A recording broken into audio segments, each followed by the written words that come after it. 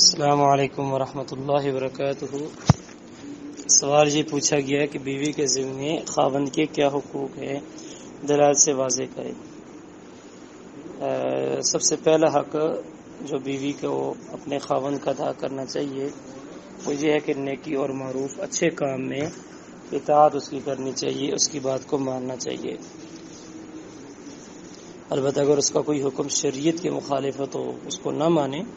باقی اس کے لیے ضروری اور لازمی ہے کہ اپنے خاوند کی ہر نیک جائز کام میں اطاعت کرے۔ رسول اللہ صلی اللہ علیہ وسلم فرماتے ہیں، علامہ البانی اس کو سلسلہ حدیث صحیحہ میں ذکر کرتے ہیں، خیر النساء التی تسرہ اذا نظر وتطیعہ اذا امر ولا تخالفہ فی نفسها ولا مال بما یکرہ، کہ سب سے اچھی عورت وہ ہے جب خاوند اس کو دیکھے تو اس کو خوش کرے، معنی یہ ہے کہ خندہ پیشانی کے ساتھ اس کے سامنے وَتُطِيعُهُ إِذَا أَمَرَ، اور جب بھی اس کو کوئی حکم دے تو وہ اس کی اطاعت کرے۔ وَلَا تُخَالِفُ فِي نَفْسِهَا وَلَا مَالِ بِمَا يَكْرَهُ، خاوند اس کے ذاتی کسی عمل کو ناپسند کرتا ہو یا اسی طریقے سے مال کا خرچ کرنا کہیں پر جو خاوند کو ناپسند ہو، مثلا عورتیں بیوٹی پارلر پر پہنچ جاتی ہیں، دوستیں آتی ہیں تو ان پر بہت زیادہ خرچ کرنے لگ جاتی ہیں، تو یہ جو چیزیں ہیں یہ ٹھیک نہیں ہیں۔ جتنی خاوند اجازت دیتا ہے بس اتنا ہی اس کو استعمال کریں۔ اسی طریقے سے دوسرا یہ ہے کہ بیوی پر لازمی ہے اپنے خاوند کو ہر حال میں خوش رکھنے کی کوشش کرے، جو خاوند حکم دیتا ہے وہ مانے، جس سے منع کرتا ہے اس سے رک جائے۔ حضرت ابو امامہ بیان فرماتے ہیں، رسول صلی اللہ علیہ وسلم نے فرمایا، ثلاثۃ لا تجاوز صلاتهم آذانهم،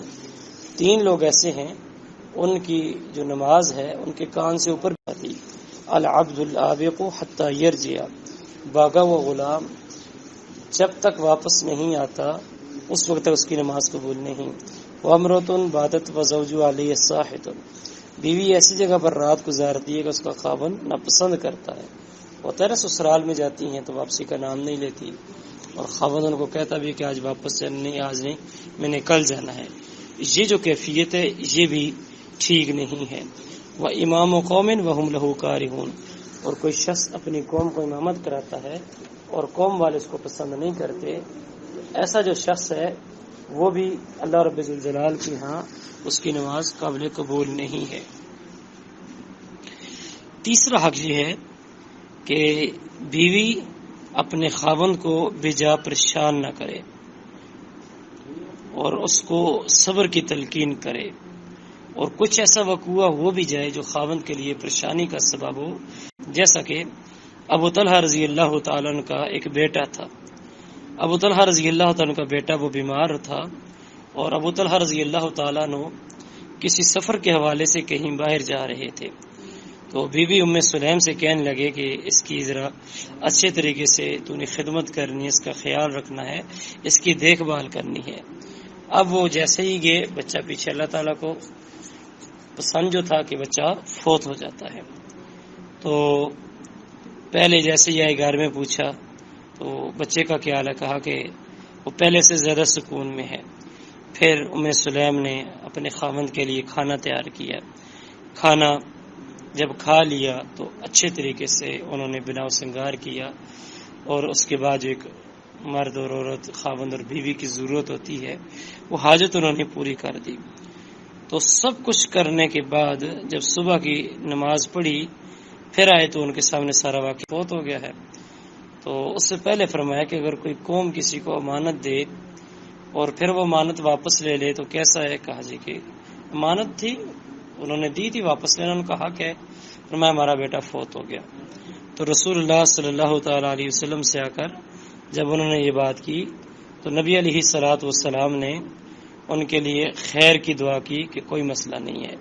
اس طرح اللہ تعالیٰ تمہیں اس پر صبر دے۔ فرمایا کہ یہ جو چیز تھی نا کہ ان کی جو بیوی کے یہ کلمات تھے، وما اوتیا احد عطاء خیرا واوسع من الصبر، کہ یہ جو عطیہ اللہ تعالیٰ کی طرف سے تھا اگرچہ غم ہے لیکن ہم صبر کریں گے تو اللہ تعالیٰ اس سے بہتر ہمیں عطا فرما دیں گے۔ تو یہ یعنی کہ خاوند جب گھر میں نہیں تھا تو انہوں نے اس بچے کا خیال رکھا، وہ فوت ہو گیا اور واپس آنے پر انہوں نے اپنے خاوند کو پریشان نہیں کیا۔ چوتھا یہ ہے شوہر کہیں باہر جاتا ہے تو اپنی عزت اور اپنے خاوند کا جو مال ہے اس کی حفاظت کرے۔ رسول اللہ صلی اللہ علیہ وسلم فرماتے ہیں والمرأة راعیۃ فی بیت زوجها ومسئول عن رعیتها، عورت اپنے شوہر کے گھر کی نگران ہے اور اس سے اس کی رعایا کے حوالے سے پوچھا جائے گا۔ تو عورت جو اس کا خاوند ہے اس کا جو پیچھے جو کچھ وہ مال وغیرہ چھوڑ کر جاتا ہے اس کی حفاظت کرے، اور اسی طریقے سے اپنی ذات کی بھی حفاظت کرے۔ اور مرد کی بھی یہ ذمہ داری ہے کہ اپنی بیوی کے ساتھ اچھے طریقے سے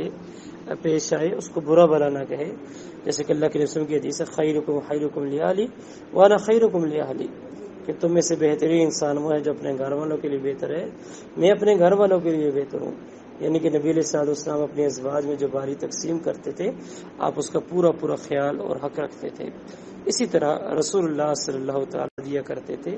تو مرد کو بھی اپنی جو بیوی ہے اس کا خیال کرنا چاہیے، اس کے ادب کا خیال کرنا چاہیے، اس کی عزت کا خیال کرے، جو فارغ وقت ہوتا ہے وہ اپنے گھر میں گزارے، اپنے بچوں کے درمیان گزارے۔ جس طرح اپنے ماں باپ کی خدمت وہ پسند کرتا ہے اسی طرح بیوی کے جو ماں باپ ہیں ان کا بھی خیال رکھے، اور جو خود پہنتا ہے بیوی کو پہنائے، جو خود کھاتا ہے بیوی کو کھلائے، بیوی کو لوگوں کے سامنے برا بھلا نہ کہے۔ کوئی اگر اس میں معاملہ سمجھتا ہے کہ ٹھیک نہیں ہے تو وَاهْجُرُوهُنَّ فِي الْمَضَاجِعِ تنہا جا کر اس کو سمجھائے،